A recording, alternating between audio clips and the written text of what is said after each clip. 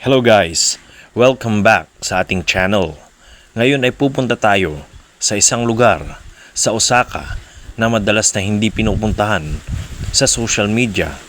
Ito ang Kamagasi. Hindi ito yung typical na Japan na makikita mo sa anime o travel vlogs.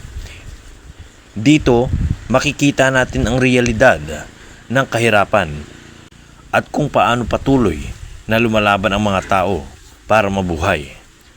Ang Kamagasaki ay kilala bilang isang lugar kung saan maraming arawan o day laborers ang nakatira. Karamihan sa kanila ay walang permanenteng trabaho, kaya araw-araw naghahanap sila ng mapagkakakitaan. Sa unang tingin, parang tahimik lang ang lugar na ito.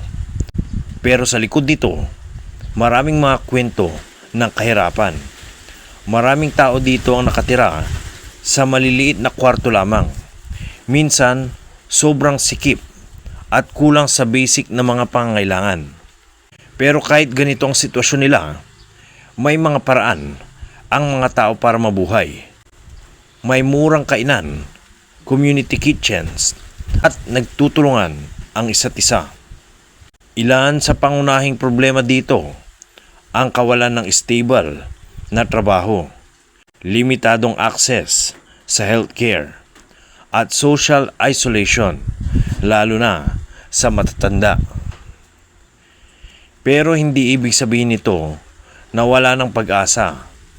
May mga organisasyon at volunteers na tumutulong para mabigyan ng pagkain, tirahan, at suporta ang mga tao dito.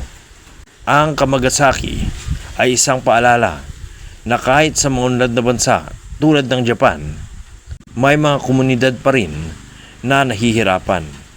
Kung may natutunan man kayo ngayon, yun ang kahalagahan ng empathy at pagtulong sa kapwa. Kung nagustuhan nyo ang ganitong klase ng content, don't forget to like, share at subscribe. See you sa next vlog, and as always, have a nice day, everyone.